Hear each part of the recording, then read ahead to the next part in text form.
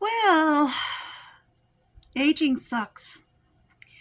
The pain I was feeling that sent me to the hospital the other night looks like the abdominal scar, the, the surgery I had in 2019. Well, the VA called me a couple hours ago. So I got a small hernia in that area, and that's what was causing me pain. I guess the imaging came back, and not only that, I guess I've got a nodule on my hernia, or on my kidney now.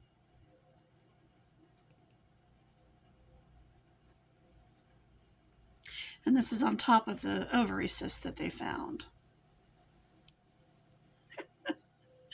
Yay! If the body isn't falling apart, what is it? What is?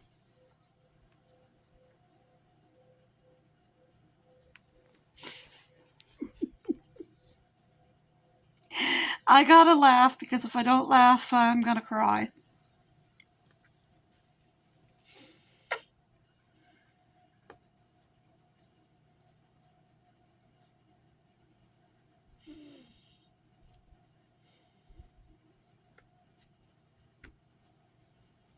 They were already talking surgery consults and the whole 9 yards.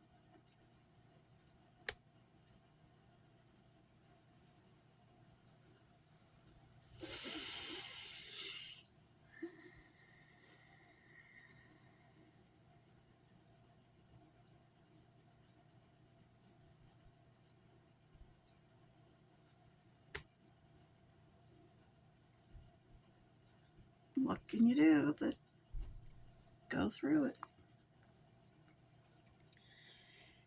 It puts me back in memory of my grandma Daniels, who went through 10 hernia surgeries in the last 10 years of her life.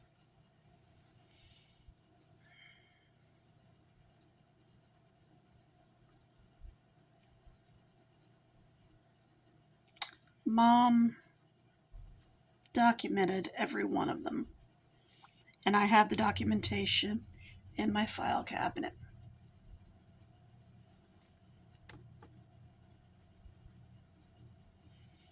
And yes, I do look at it from time to time.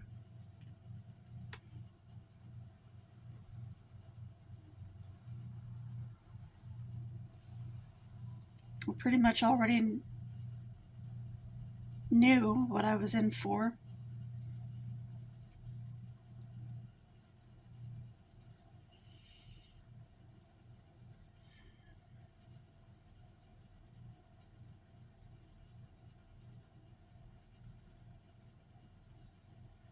Being her granddaughter.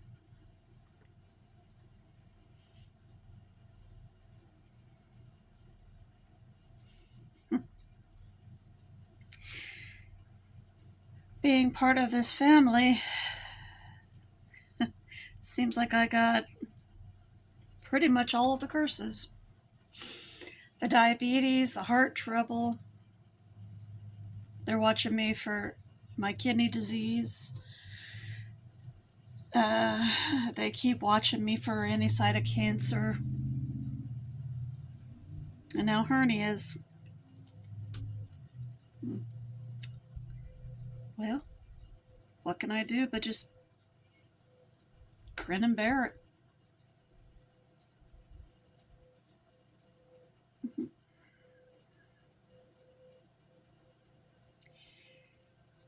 Unlike my grandmother, who had all the family support she could want, I have to go through it alone.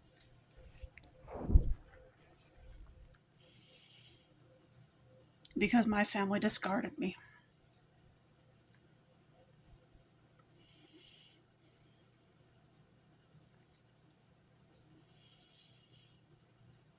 And sad to say, I was pretty much discarded from childhood.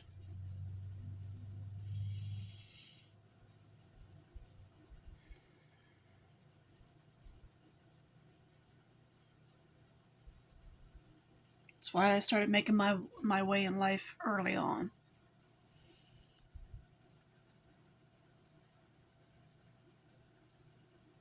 I knew I was going to have to make my way early on because I knew I was not getting support early on. I knew no one was listening to me. Everyone was calling me a liar early on. No, just, and it's why I stopped talking to everyone about everything that was going on early on.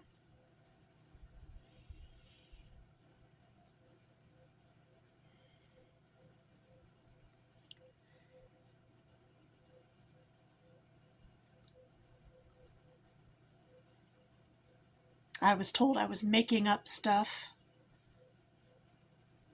I learned not to trust anyone with anything.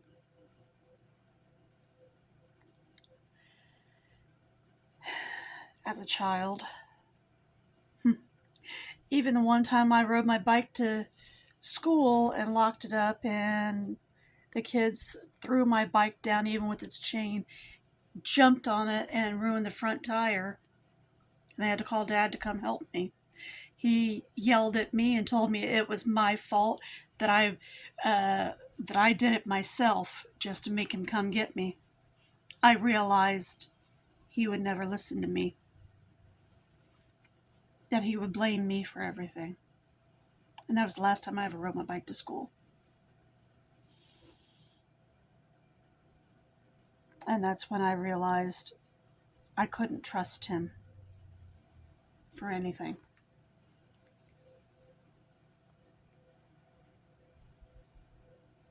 I couldn't trust him or Mom.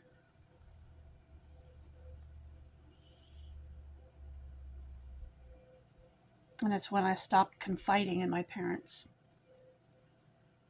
for anything. He once asked me why I wouldn't tell him anything, why I didn't trust him to tell me anything that was going on at school, and I couldn't tell him. I didn't trust him enough to tell him.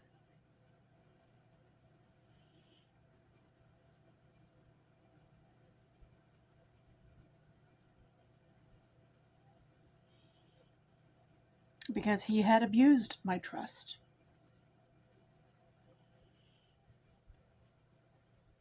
That's one thing that happens when parents abuse their children's trust.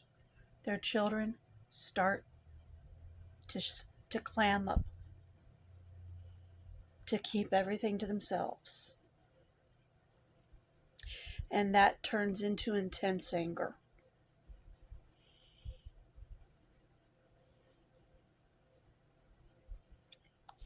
And a need to work everything out for themselves. And a looking ahead to, I can't wait to get out of here. Sorry, parents, but that's what happens.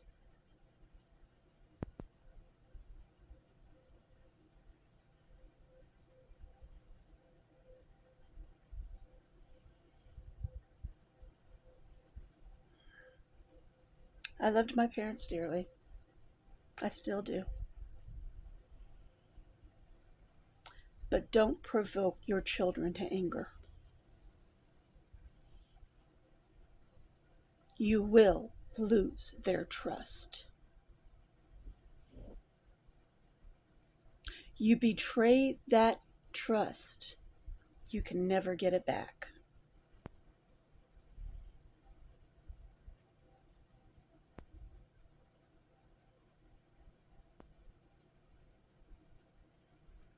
My oldest daughter abandoned me because my ex-husband alienated her from me, and my sister sent her texts pretending to be me.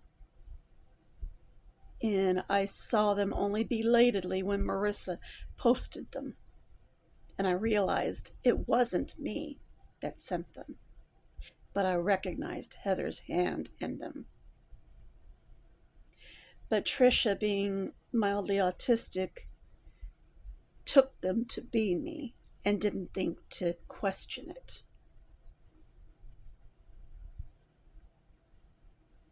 And it hurts my heart that she thought it was me. Because she does not realize that her aunt loves to impersonate people in order to hurt them.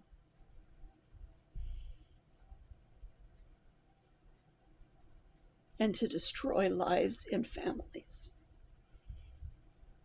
And Trisha, I love you with all my heart.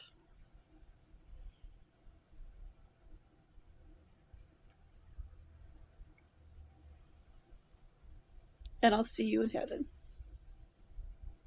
Because I have a feeling I won't see you in this life again. Because that's your choice.